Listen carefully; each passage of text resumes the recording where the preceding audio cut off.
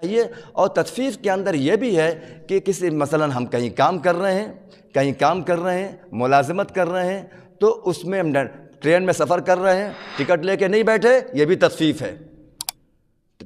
یا ہم نے ٹکٹ لیا سلیپر کا اور بیٹھ گئے اے سی میں، ٹکٹ لیا جنرل کا بیٹھ گئے سلیپر میں، یہ کیا ہے؟ تطفیف ہے۔ حکومت کے ساتھ خیانت کر رہے ہیں، خیانت تو خیانت ہے، تو خیانت کر رہے ہیں۔ تو یہ ایسوں کے لیے کیا ہلاکت ہے۔ تو ہمیں ڈرنا چاہیے، چوکنا رہنا چاہیے۔ اللہ کے رسول صلی اللہ علیہ وسلم کی حدیث کا مفہوم ہے کہ قرب قیامت کی علامت کے لوگ سرکاری مال کو حلال سمجھنے لگیں گے، مال غنیمت سمجھنے لگیں گے۔ یہ قرب قیامت کی فتنوں میں سے فتنہ ہے، یہ پہچان ہے، یہ پیشن گوئی فرمائی اللہ کے رسول نے۔ تو اسی طریقے سے وہ بھی تطفیف ہے۔ اور اسی طریقے سے فرمایا ہم کہیں ملازمت کر رہے ہیں، کہیں ہم نے اپنے ٹائم کو دے دیا، مزدوری کر رہا ہے، اب وہ 6 گھنٹے کی مزدوری ہے، 6 گھنٹے کی ملازمت ہے، ہم نے کام کو بخوبی نہیں کیا، بخوبی نہیں کر رہے ہیں، ہمیں آدھے گھنٹے کی چھٹی ملی، ہم نے 1 گھنٹہ مار دیا، جو وقت ہے ہم نے 15 منٹ مار دیا، یہ جو 15 منٹ کم ہو گیا، یہ تطفیف کر رہے ہیں ہم، یہ تطفیف ہے، ڈنڈی مار رہے ہیں۔ اور یہ اللہ ہم اسی اعتبار سے اس عذاب کے مستحق بنیں گے جس کو اللہ نے قرآن میں فرمایا ویل للمطففین، اور آگے مزید اللہ نے فرمایا، اور حدیث میں بڑی سخت وعید آئی ہے اس کے بارے میں۔ تو یہ بھی اس میں داخل ہے، یہ بھی اس میں داخل ہے۔ چنانچہ اس سلسلے میں ہمارے بہت سے اکابرین کا بڑا محتاط عمل رہا ہے۔ علامہ اس سلسلے میں اب ہم یہ بات سامنے آ گئی، اس کے بعد ہم واقعہ بتاتے ہیں کہ امام اعظم رحمۃ اللہ علیہ، امام ابو حنیفہ رحمۃ اللہ علیہ تجارت کرتے تھے، تجارت ان کا مشغلہ تھا۔ تو اس تجارت میں ایک دفعہ ایک صاحب کے ساتھ پارٹنرشپ میں کام شروع کیا، تو ان سے کہا، تاکید کر دیا، دیکھو جو کسی کا کوئی اس میں عیب نکلے، جیسے ابھی بتایا نا کہ عیب کو چھپانا نہیں، اس میں کوئی کمزوری ہو تو سامنے والے کو بتا دینا۔ تو اکثر آ کے دیکھتے بھی تھے، معلوم ہے یہ کپڑا رکھا ہوا ہے، کپڑے کا کام تو بہت بڑا کام تھا۔ تو کہا کہ بھئی دیکھو یہ جو عیب ہے نا، اس کو دکھا کے دینا، بتا کے دینا، اور پھر اس کے اعتبار سے قیمت لگانا۔ اور دوسری بات یہ تھی کہ اس زمانے میں لائٹ تو ہوتی نہیں تھی، تو دن کی روشنی میں کام کرنا۔ جو برسات میں جب بادل ہوتا تھا زیادہ، تو شام کو دکان جلدی بند کر دیتے تھے، کیونکہ اندھیرے میں وہ صحیح طور پر سمجھ نہیں پائے گا، دکھا کچھ رہے ہیں، دیکھنے میں کچھ ہے، سمجھ کچھ رہا ہے۔ آج کل جیسے ہو رہا ہے نا، لائٹ جب کسٹمر آتا ہے تو 4 لائٹ جل رہی ہے، 10 لائٹ جلا دو، 10 لائٹ جلا دی جاتی ہے تاکہ کپڑے کی چمک اور سامنے والا ذرا دھوکہ کھا جائے، اس کو اور اچھا لگنے لگے۔ اور وہاں پر امام اعظم رحمۃ اللہ علیہ اس لیے دکان بند کراتے تھے کہ اندھیرا ہو جائے گا، کسٹمر کہیں کنفیوز نہ ہو جائے، کچھ سمجھے کچھ اور دے دے کچھ، اور یہی ہو جائے دھوکہ، اور پھر اللہ کا پکڑ ہو جائے گی، ہماری تطفیف ہو جائے گی۔ تو ظہر کے وقت، عصر کے وقت ہی دکان بند کر دیتے تھے۔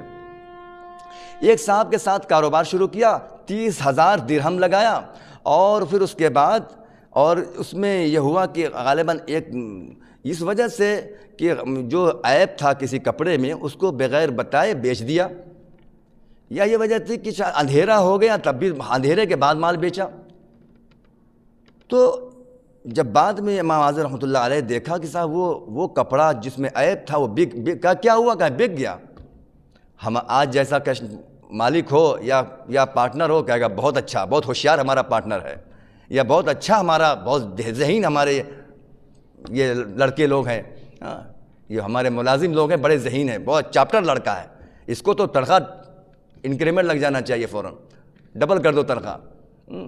لیکن امام اعظم رحمۃ اللہ علیہ نے جب یہ سنا تو پریشان ہو گئے۔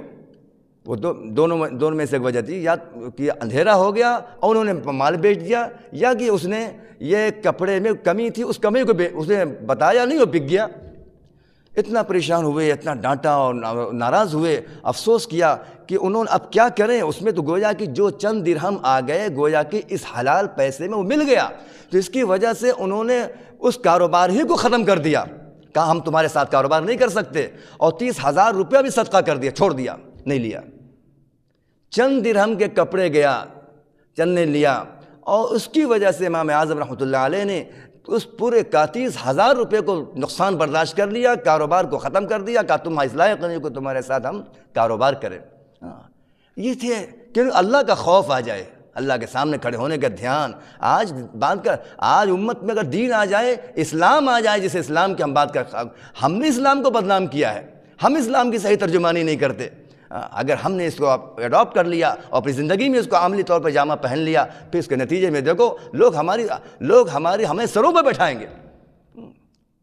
علامہ ابن سیرین رحمۃ اللہ علیہ، زیتون کے تیل کا کام ہوتا تھا، شہد کا زیتون کا تیل کا کام تھا.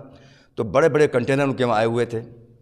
اس میں اتفاق سے ایک چوہا گر گیا تو انہوں نے پورا کا پورا تیل جا کے باہر گروا دیا. لوگوں نے کہا حضرت ایک چوہا تو گرا تھا، ارے بھائی اتنا وہاں کا نکال دیتے تیل. اب تیل تو سیال ہوتا ہے، بہنے والی چیز ہوتی. کہا اتنا نکال دے. کہا نہیں، اللہ کے رسول نے اس سے منع فرمایا ہے. حالانکہ بتا کے بیچ سکتے تھے، کم کر دیتے، لیکن نہیں، جس چیز کو اپنے لیے پسند نہیں کرو دوسروں کے لیے پسند مت کرو. تو پورا کا پورا تیل گرا دیا، اس کو بازار میں نہیں بیچا. اور پھر اللہ نے کیسی برکت دیا کہ لوگ انتظار میں ہوتے تھے. منڈی میں ان کا مال آتا تھا، لوگ انتظار فوراً بک جاتا تھا. تو یہ اللہ خیر و برکت دنیا میں ہی دے دیتا ہے. تو بہرحال یہ چیزیں آئیں گی جب اللہ کا خوف زندگی میں ہوگا.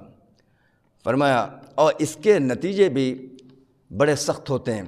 اور تطفیف یہ بھی ہے کہ کوئی ہمارے وہاں کام کر رہا ہے، اس کی تنخواہ جو بنتی ہے، ہم نے مہینہ پورا ہو گیا یا دن شام کو ہو گئی، مزدوری کے شام کو مزدوری دینی ہے، ہم نے شام کو مزدوری اس کی نہیں دے رہے ہیں، چلو کل آنا کل دے دیں گے، پرسوں آنا دے دیں گے، یا کچھ کم دے رہے ہیں، رولا دیتے ہیں، یا مہینے میں تنخواہ اس کو وقت پہ نہیں دے رہے ہیں. تو یہ بھی تطفیف ہے.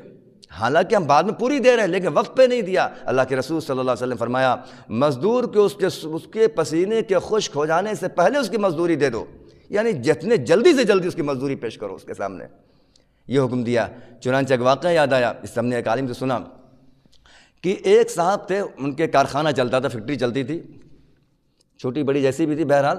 تو ان کے وہاں جو ملازم تھے ان کی عادت بڑی خراب تھی. یہ تھے تو ایمان والے، ان کی عادت یہ خراب تھی کہ وقت پر جو پیسہ دیتے نہیں تھے. مہینہ پورا ہو جائے 5 تاریخ کو دیں، 10 تاریخ کو دیں، کبھی دوسرا مہینہ آ جائے ساتھ میں دیں، پھر 2 والا مہینہ تنخواہ دیں.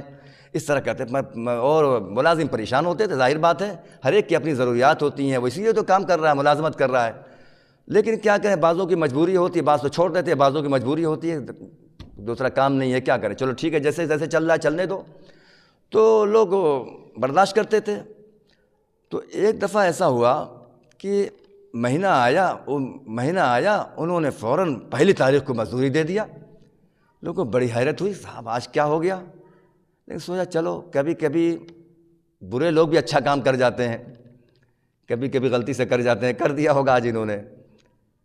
اچھا پھر ہوتے ہوتے دوسرا مہینہ جب پہلی تاریخ آئی تو اس میں بھی انہوں نے پہلی تاریخ کو فوراً پیسہ دے دیا، تنخواہ دے دیا. تو اب 2-3 مہینے، جب 3 مہینے نکل گئے قریب، تو اب بعض نے پوچھا کہ اب پوچھنا چاہیے سر کیا بات ہے، آپ پہلے تو لیٹ کرتے تھے، اب آپ بہت ٹائم سے دے دیتے ہیں. کہا کہ میں مسجد گیا اور میرے کان میں یہ آواز آئی کہ اللہ کے رسول صلی اللہ علیہ وسلم نے فرمایا کہ مزدور کی مزدوری اس کے پسینہ خشک ہو جانے سے پہلے دے دو. یہ ایک حدیث میرے کانوں سے ٹکرائی تو پھر میں نے فوراً توبہ کیا اپنے دل میں، اور میں اس کے وقت سے یہ عمل ہم نے تہیہ کر لیا کہ میں تنخواہ فوراً دوں گا.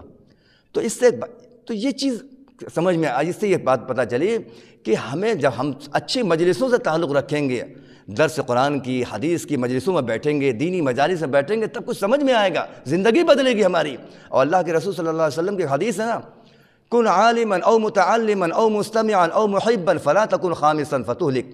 فرمایا تم عالم دین بنو، عالم بنو، اور عالم نہیں بن سکتے تو متعلم بنو، یعنی سیکھنے والے بنو، اسٹوڈنٹ بنو، سیکھنے والے بنو. چلو یہ بھی نہیں بن سکتے تو سننے والے بنو، سنو کم سے کم موقع پہ جب موقع ملے علماء کرام سے، مشائخ سے سننے کا، تعلیم کے حلقوں میں بیٹھنے کا، دینی مجالس تو سننے والے بن جاؤ. اللہ کے رسول نے فرمایا مستمعون، سننے والے بنو، اور یا محبت کرنے والے بنو، علماء سے محبت کرنے والے بنو، ان کو سننے والے بنو. اور پہ آگے فرمایا فتہلک خامسا، خبردار 5واں مت بننا، یعنی علماء سے بغض مت رکھنا، ان کو ہلکا مت سمجھنا. اگر یہ کر لیا تو ہلاک ہو جاؤ گے۔ 4 چیزوں میں ایک بننا، چاروں بن جاؤ، یہ چاروں میں سے ایک بن جاؤ، عالم بنو، متعلم بنو، اور سننے والے بنو، یا محبت کرنے والے بنو۔ تو کم سے کم سننے والے بن جائیں گے، محبت کرنے والے بن جائیں گے، کیونکہ محبت انسان کو جب قدر و منزلت آتی ہے تو اس کی بات کو سننا اور ماننا آسان ہو جاتا ہے، آسان ہو جاتا ہے۔ تو یہ بس فرمایا، تو یہ حدیث جو ٹکرا اس کی وجہ سے ان کی زندگی بدل گئی، اور اتنا بڑے خیر کا کام کو انجام دینے والے بن گئے۔ اور وہاں سے بہت سے غیر مسلم اس کمپنی میں، فیکٹری میں غیر مسلم تھے، اس نے جب سنا اس بات کو کہ یہ حدیث سن کر کے میں نے اپنی ترتیب بدل دیا، اور میں اپنی غلطی سے توبہ کر لیا، تو بہت سے غیر مسلم نے وہاں اسلام قبول کر لیا، اسلام قبول کر لیا۔ تو بہرحال تو ہمیں اس نہج پہ کام کرنے کی ضرورت ہے۔ اس نہج پہ کام کریں گے تو پھر انشاءاللہ ہمارا کاروبار بھی پاکیزہ ہوگا، حلال ہوگا، اور یہ ہماری دعوت کا ذریعہ بھی بنے گا، لوگوں کے خیر کی طرف آنے کا ذریعہ بھی بنے گا۔ وَأَوْفُوا الْكَيْلَ إِذَا كِلْتُمْ وَزِنُوا بِالْقِسْطَاسِ الْمُسْتَقِيمِ، تولو تو پورا تولو، اور وزن بالکل ٹھیک کرو، اور یہ تمہارے حق میں بہتر ہے اور اچھا طریقہ ہے۔ وَلَا تَقْفُ مَا لَيْسَ لَكَ بِهِ عِلْمٌ۔ کیا وقت ہو رہا ہے؟ چلیے اب انشاءاللہ آئندہ ہفتے کریں گے، چونکہ وہ بھی بہت تفصیل طلب موضوع ہے۔ انشاءاللہ آئندہ ہفتے ہوگا، آئندہ ہفتے تو آئندہ کاٹ دو ابھی۔